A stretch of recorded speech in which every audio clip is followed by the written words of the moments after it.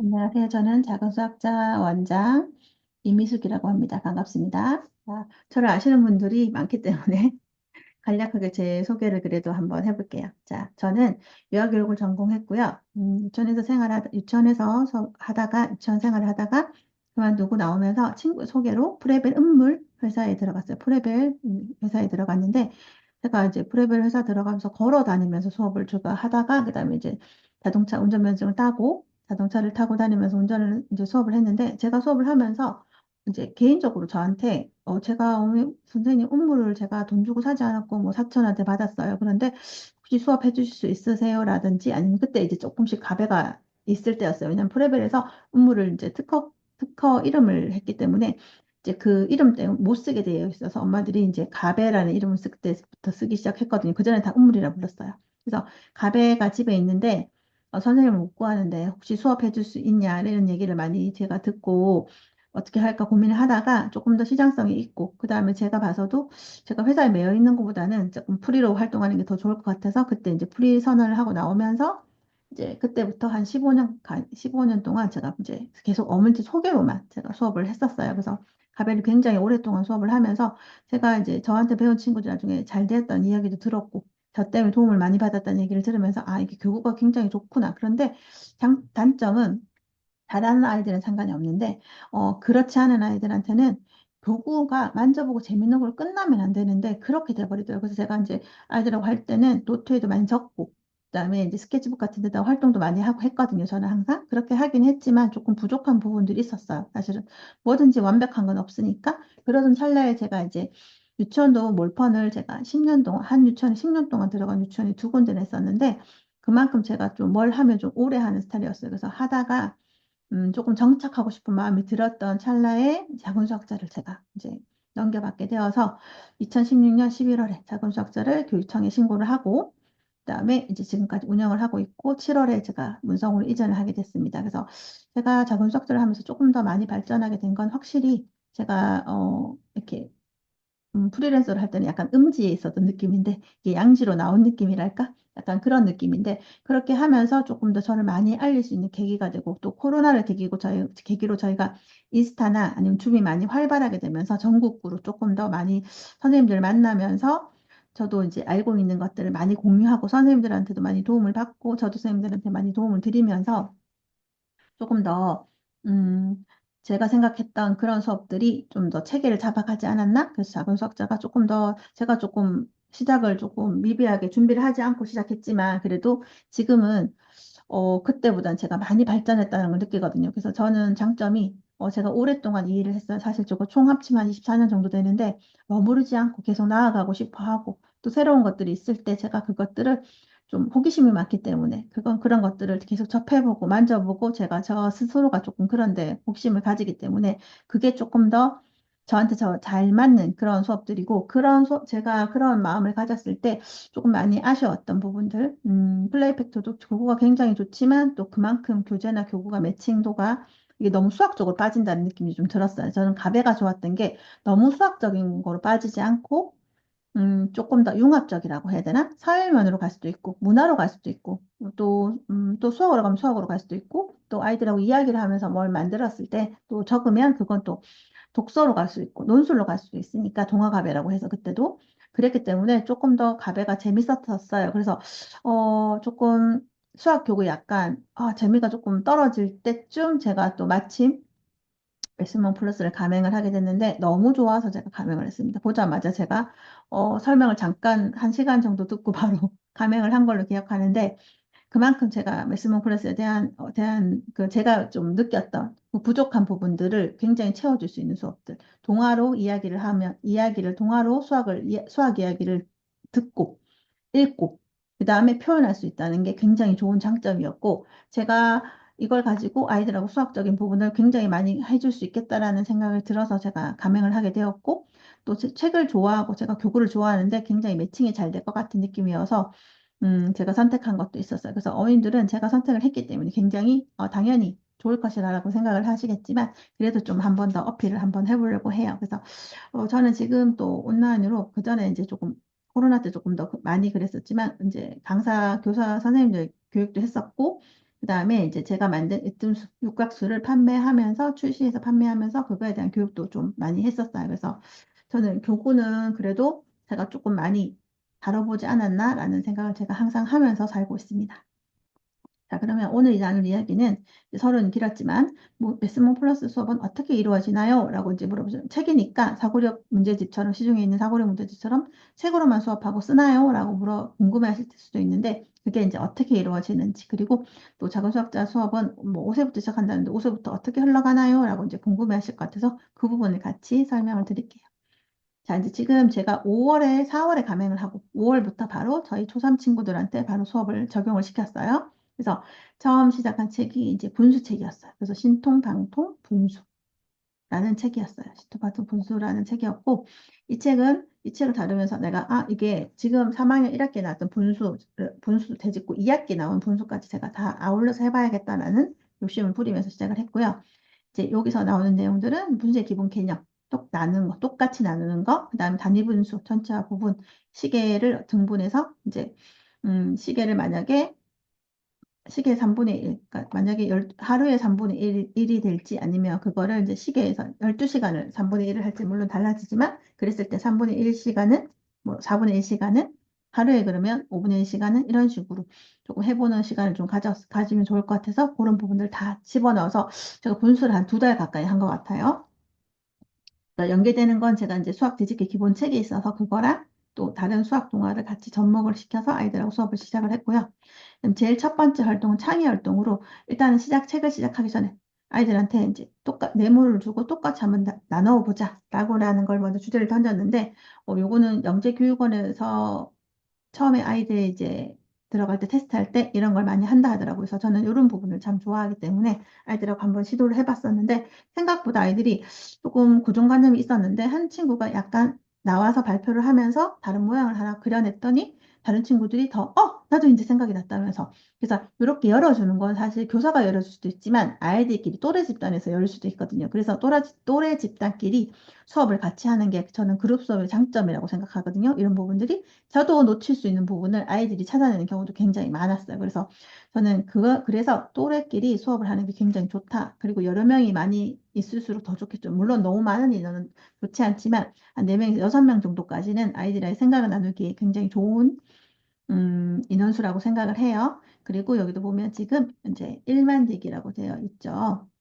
제가 주석으로 한번 보여드리면 여기 보면 1만대기 이것도 아이들이 좀 어려워하면 수를 세는 아이들이 있더라고요. 그래서 전체적으로 그림을 봐야 되는데 수를 세길래 제가 똑같은 색깔일 때 한번 봐라. 여기 지금 비어 있는 게 4칸인데 여기는 회색이 4칸이지. 그러면 얘랑 두 개는 1이 되는 수야. 1이 되는 분수야. 이렇게 그렇게 설명을 하면서 여기도 보면 밑에 색깔이 5칸인데 위에도 5칸 색깔이 5개가 비어 있죠. 그죠? 반반이죠. 그죠? 그러면 얘도 1이 될 거야. 이렇게 제가 여기도 지금 보면 여기 하나가 비는 게 여기 있죠. 그죠? 그래서 이렇게 찾으라고 제가 얘기를 해줬어요. 그래서 아이들이 너무 막 몇 개인지 전체 몇 분의 뭐 5분의 9, 9분의 5를 찾고 이렇게 하지 않도록 하기 위해서 전체 그림이나 색깔을 보고 제가 찾도록 그렇게 했었고, 그 다음에 이제 아이들하고 이제 가분수와 대분수에 대해서 얘기할 때도 이때는 1학기여서 아직 가분수, 대분수 배우기 전이었어요. 진분수만 알 때였거든요. 그런데 이제 아이들한테 제가 가분수랑 대분수에 대해서 설명을 하면서 가분수는 분모보다 분자가 더 큰 수, 대분수는 이제 자연수가 있는 거, 허리띠 대거든요. 허리띠 대라서 자연수가 있는 분수야라고 하면서 여기 식빵 지우개인데 식빵 지우개가 10개 있었어. 3분의 11, 모두 위에 있는 분자만큼 개수를 가지고 와. 10개가 있는데 이거를 3명이 밑에 있는 분모만큼 나누는 거예요. 3명한테 나눠줄 거야. 그러면 3개, 3개, 3개 나눠주고 한 개가 남죠. 그래서 3과 3분의 1이 되는 거야. 이거를 우리가 대분수라고 불러. 하면서 7분의 12는 12개가 있는데 7명한테 나눠줄 거야. 그러면 7명 나눴을 때 한 명한테밖에 못 나눠주죠. 그죠? 한 개를 나눠주고 나머지 7분의 5가 남잖아요. 그래서 1과 7분의 5라고 한다. 그래서 이렇게 아이들한테 교구를 실물이나 이렇게 뭐 하여튼 꼭 교구가 아니더라도 이런 것들을 가지고 설명해 주는 게 훨씬 아이들한테 이해가 더 잘 되기 때문에 그렇게 설명해 줬더니 대분수를 사실 어렵지 않게 잘 넘어갔어요. 그리고 나서 교구 없이도 한번 이렇게 활동을 해보았어요. 그리고 이제 아이들하고 이제 요 도미노를 이용해서 연산도 한번 해봤어요. 그래서 똑같은 이제 같은 6이 다 들어있는 초록색이 다 6이거든요. 그래서 6 들어있는 것끼리 모아서 친구들한테 한 명 주고, 뭐 5끼리 모여있는 거 친구 주고 해서 이제 분수를 한번 해서 이제 밑에 있는 분모가 똑같은 거. 얘는 6분의 4와 6분의 7이죠. 그래서 6분의 4와 6분의 7을 더했을 때, 뺐을 때 어떻게 되는지 계산하는 거 같이 한번 해보았고, 여기 보면 오른쪽에는 이제 아이들하고 한 바닥 섞기를 했는데 분모가 같을 때 덧셈 뺄셈, 분모가 다를 때 만약에 더할 때는 어떻게 할까? 그러면 색종이를 접었어요. 그래서 여기는 색종이를 여섯 등분을 했고 여기는 색종이를 초록색은 색종이를 8등분 했어요. 6분의 3과 8분의 4니까. 그래서 두 개를 가로와 세로로 겹쳤더니 모두 48개의 칸이 나오는 거예요. 그래서 6분의 6 우리 예전에 6 곱하기 해서 6 곱하기 8에서 이걸 알지도 못하면서 6하고 8하고 곱해서 48이 됐으니까 6분의 3에는 3에다 분자에다가 8을 곱하고 그다음에 8분의 4에 분자 4에다가 6을 곱하고 막 이렇게 그냥 배웠잖아요. 근데 그게 아니고 이거는 이게 칸을 색종이를 접어서 그렇게 표시를 해 놓으면 이게 48분의 24, 44분의 24, 6분의 3은 2분의 1이잖아요. 그러면 얘가 48분의 24가 되고 8분의 4도 2분의 1이잖아요. 그러면 48분의 24가 되는 거예요. 그래서 이거를 색종이로 가로로 접고 세로로 접어서 보여주면 아이들이 훨씬 더 잘 이해를 하고 거기 빗금 친 부분들을 잘 볼 수 있더라고요. 그래서 이 친구가 굉장히 새까맣게 칠하긴 했는데 그래서 결국은 1이 됐거든요. 그래서 이런 부분들을 이거를 통분하는 거를 우리가 막 구구단을 외워서 그렇게 구구단 외웠으니까 너희가 한번 곱셈을 해서 해봐. 이거는 이렇게 곱하면 돼라고 하지 않고 6분의 6 전체를 6등분에 분모가 6인 경우, 분모 8인 경우에는 6칸하고 8칸을 나눴을 때 모두 48칸이 되는 거에서 만나는 거잖아요. 그래서 그렇게 색종이를 접었더니 아이들이 이거를 통분을 어느 정도 조금, 그래서 그렇구나. 통분은 이렇게 되는구나라는 거를 이제 이해를 한 것 같아요. 그래서 물론 이거로 해서 애들이 통분을 하진 않겠지만 5학년 다시 배워야 되긴 하지만 그래도 그 개념에 대해서는 이해를 한다는 거죠. 그리고 이제 이렇게 미션으로 숙제도 내주고.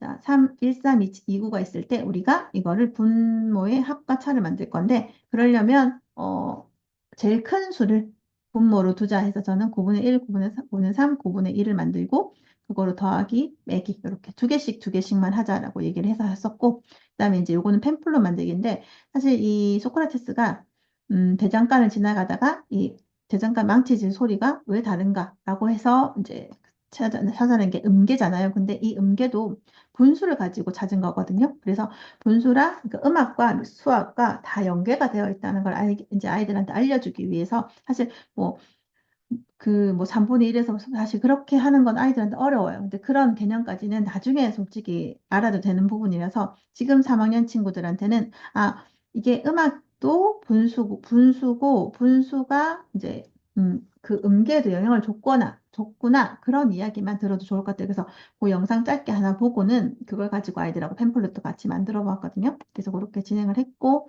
그다음에 이제 그 외에도 제가 책을 어차피 읽으니까 이 책을 읽고 나서 아이들한테 이제 그런 전체적인 줄거리를 한번 요약을 하거나 자기 느낌 같은 걸 쓰면 좋겠다고 해서 아이들한테 요 이제 진행을 지금 하고 있어요. 그래서 2주에 한 번 정도 책 내용을 쓰고 있는데 이제 컴퓨터를 다 방과후를 한다 하더라고요. 그래서 워드로 쳐서 보내라 그러면 그래서 이제 과제를 내줬어요. 그래서 이제 책이 너무 긴 경우에 좀 잘라가지고 그 내용의 핵심적인 부분을 제가 좀 얘기를 해주면서 그 부분이 들어가면 좋겠어라고 이제 얘기를 하면서 그렇게 숙제를 내주고 있고 오늘 친구들이 잘 내고 있어요. 그래서 워드 파일로 한글 파일로 저한테 보내고 있고요. 요거는 경우의 수 이야기라서 저랑 50번을 친구랑 돌아가면서 이제 저희가 주사위 50번을 던져서 어느 수가 가장 많이 나온지 1에서 6까지 주사위 중에서 그리고 집에서 숙제는 이제 100번 던져봤을 때 어떤 수가 많이 나오는지에 대한 것도 한번 해보았어요. 해보았고 그 다음에 그 외의 활동은 동화책에 이제 체커 게임 하는 게 나와서 체커 같이 한번 해보았고 그다음에 이제 제가 찾다 이제 이번에 한솔 책을 수학 동화를 중고로 샀는데 거기 보니까 이제 가우스 1호에 양말 한 짝이라는 동화가 나오거든요. 근데 그 동화에 연계되는 보드 게임이 있어요. 그래서 제가 가진 보드 게임 하바 보드 게임 중에서 이렇게 양말 몬스터라고 해가지고 이 양말 짝 맞추는 게임이 있거든요. 그래서 이렇게 같이 연계를 하면 되게 좋겠구나. 그래서 보드 게임이랑 그림책이랑 굉장히 그림책과 미술 그림책과 보드게임 이렇게 많이 연계를 하거든요. 그래서 그만큼 그림책이나 동화책이 도입으로 굉장히 좋다는 얘기예요. 그래서 이거는 어디든지 많이 사용이 되고 있고, 그다음에 이제 교과랑 어떻게 연결해야 돼요? 왜 이런 거를 해야 돼요? 이렇게 너무 많은 걸 하면 아이들이 힘들어하지 않나요? 라고 생각하실 수도 있는데, 보시면 요거는 이제 우리가 보통 얘기하는 그 디딤돌의 최상위 문제집이에요. 최상위 문제에 보면 항상 이렇게 융합 문제라고 해서 이렇게 나오는 게 있어요. 그래서 여기도 보면 스팀이라고 되어 있죠. 그죠? 이 스팀이 융합이란 뜻인데 이제 뭐 사회, 과학, 문화, 그다음 음악, 미술 다 합쳐진 거, 수학까지 다 합쳐진 걸 우리가 스팀이라고 해요. 그래서 수학만 잘해서 과학만 잘해서 잘하지 않는다는 뜻이죠. 그래서 그 모든 것이 오각형이 잘 골고루 균형을 이루어야 된다는 뜻이거든요. 스팀이. 그래서 이제 그게 미래 융합형 인재예요. 그래서 이제 그 지금 교육청에서도 생각하는 이제 미래 인재가 이런 거잖아요. 스팀 이제 인재라고 하는데 융합형 아이들을 키우자 이런 게 목표예요. 그래서 저도 이제 수학에만 국한되지 않게 하기 위해서 굉장히 노력하고 있는데 여기도 보면 수학 더하기 역사, 수학 더하기 사회라고 적혀 있죠. 그래서 문제가 조선시대의 대표적인 군함으로 판옥선과 거북선이 있습니다. 거북선이 먼저 돌진하고 판옥선이 뒤따라 진격하여 윤진ar한테 큰 활약을 하였습니다. 두 개가 같이 공존했다는 뜻이죠. 기록에 따르면 거북선은 1770년에 40척으로 가장 많았는데 40척으로 가장 많았는데 이때 거북선은 판옥선보다 43척 더 적었습니다.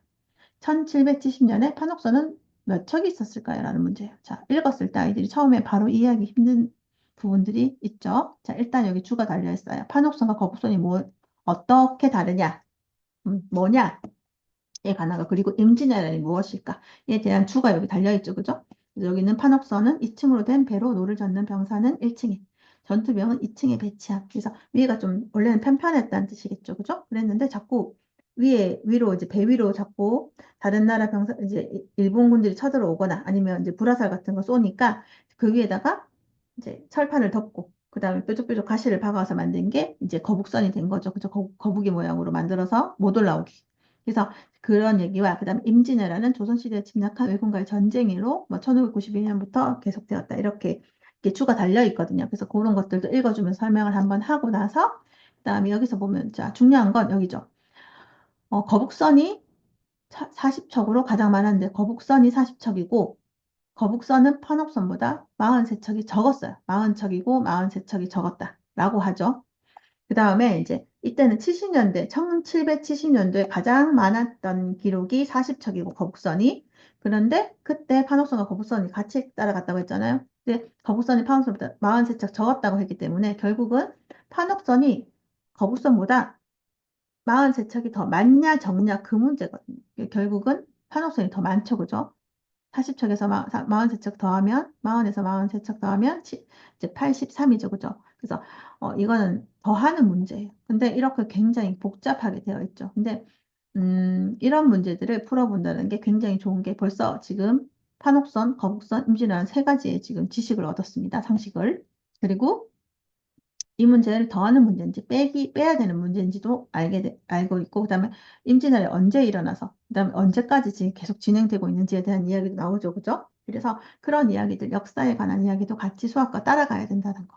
그리고 보면 이 수학과 사회도, 여기도 보면 알 수 있는 건 분만은 아기를 낳는 거를 분만이라고, 분만실은 아기 낳는 곳이구나 라고 알 수 있겠죠. 그죠? 그리고 엄마의 자궁 속에서 아기는 10달 동안 자란다는 거를 알게 되고, 영주가 동생이 태어나는데 어머니가 분만실에 들어가신 후 시계에 긴 바늘이 세 바퀴 반을 돌았어요. 세 바퀴 반이 얼마인지 몇 시간인지를 알 수 있는지 물어보는 문제. 그리고 동생이 태어난 시간이 8시 30분이면 어머니 분만실에 몇 시에 들어갔을까요? 그러면 8시 30분에서 3시간 30분 전인지 30분 후인지를 물어보는 문제잖아요. 그죠? 그러면 동생이 태어난 게 8시 30분이면 거꾸로 3시간 반 전에 어머니가 분만실에 들어갔다는 얘기겠죠. 그죠? 그래서 결국은 5시에 들어가셔서 3시간 반 후인 8시 30분에 동생이 태어난 거거든요. 그래서 그런 문제들. 그리고 이것도 국가재수인데 이렇게 문제가 돼요. 그러니까 조선시대의 화가인 김홍도의 작품입니다. 두 작품에 나오는 우물가에 나오는 사람은 자리 짝이 나온 사람 수보다 많고 대장간에 나오는 사람 수보다 적다고 해요. 지금 보면 자리배기에 있는 3명이 있고요. 그다음에 대장간에는 하나, 둘, 셋, 넷, 하나, 둘, 셋, 넷, 5명이 있을 것 같아요. 그래야지, 산보다 크고, 5보다 작은 수를 찾는 거거든요. 그래서 우물가에 나온 사람은 정답이 4명이 됩니다. 그래서 이런 문제들. 사실 문제는 쉽지 않아요. 3과 5 사이 수를 찾는 거거든요. 근데 이렇게 이야기를 깔고 들어가는 거죠. 수학과 미술을 같이 융합하여. 얘도 스팀 문제입니다. 그리고 오른쪽에도 윤화 이야기도 똑같아요. 그리고 이거는 2학년 길이 재기에 관한 문제인데 얘는 수학과 역사를 같이 엮어서 예전에 우리가 미터법이 나오기 전에 미터나 센티미터 길이가 나오기 전에는 뼘이나 이렇게 뼘, 한 뼘, 두 뼘, 뼘이나 걸음, 그다음 팔 길이로 길이를 쟀는데 중세시대에는 왕이 기준이었어요. 왕의 발을 1피트라고 정하게 발 길이를 1피트라고 정해서 30cm가 조금 넘는 옛날에 왕의 발이 되게 컸네요. 300 넘는 거죠. 지금 300mm 넘게 싣는다는 뜻이죠. 그죠? 그랬을 때 이제 물어보는 거. 그다음 인치 뭐 이런 것들에 대한 이야기거든요. 그래서 그런 부분들이 같이 섞여 있다는 거.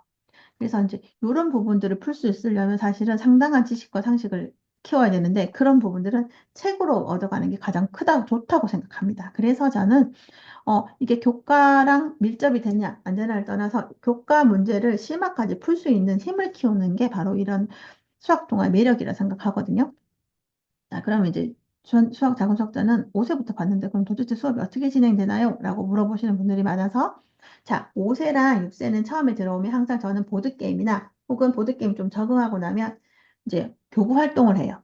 이 교구 활동이라고 저는 놀이를 안 해요. 놀이는 놀다 그냥 가는 것 같아서 너무 싫어요. 그래서 저는 교구 활동 수업이라고 저희는 교구 활동 수업이에요. 수학 교구 활동 수업을 하는 곳입니다. 수학 교구 체험을 하는 곳입니다. 그러니까 체험을 해야지 아이들이 직접 체험을 하는 곳이라고 저는 말을 하거든요. 그래서 이제 5세랑 6세는 처음 들어오면 그런 걸 하고 만약에 5세가 6세가 되면 이제 수업을 했기 때문에 이 친구들은 이제 교구 수업으로 들어가요. 그 수학 교구가 앞에 있는 보드게임을 다양하게 겪어본 친구들은 수학 교구를 했을 때 받아들이는 게 다르더라고요. 그래서 저는 임상에 의한 그거 결과치만 말씀을 드립니다.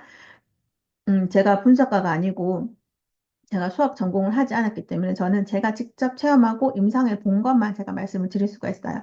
그래서 그렇게 한 다음에 이 친구들이 7세가 되면 교구 수업과 이제 교구 수업과 이제 연산을 나눠서 해요. 그래서 그 연산을 다 잡아놓고 초등학교 1학년 들어가면 이제 1학년 들어가기 전에 조금 미리 들어가죠. 그다음에 이제 교과 연산을 시작하는데 교과 연산이 어느 정도 되어 있기 때문에 이제 읽고 스스로 풀 수 있는 힘을 키워주기 위해서 제가 교과를 들어가요. 그래서 교과도 좀 쉬운 기본 교과 아니고 조금 생각해보는 그런 문제 스스로 읽어보게 하고 그렇게 이제 교과를 들어가서 2학년부터는 방학 동안에 이제 방학 특강을 기본으로 하고요. 교과 기본을 하고요. 그 다음에 학기 중에는 아이들 스스로 이제 문제를 풀 수 있는 기본 응용이 필요한 친구들은 기본 응용. 그 다음에 최상 S가 필요한 친구는 최상 S.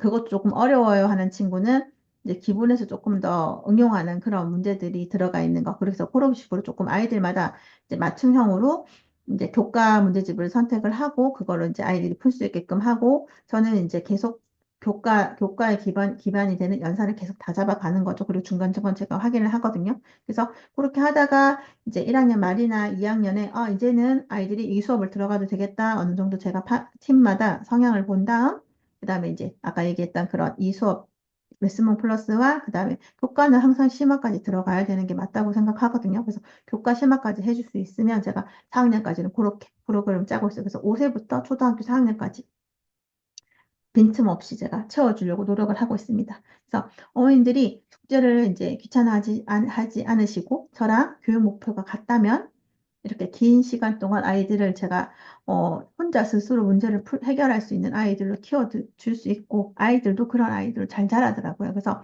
중간에 서로만 중턱마예요. 너 중간에 고비가 굉장히 있지만, 우리 애가 수학적인 재능이 없나? 수학을 이제 더 싫어하기 전에 그만둬야 되나? 이렇게 힘든데, 지금 이렇게 어린데, 끝까지 시켜야 되나? 근데 지금 심화를 할 필요가 있을까라는 생각을 하시면, 자꾸 중간에 의심을 하시면, 솔직히 힘들고요.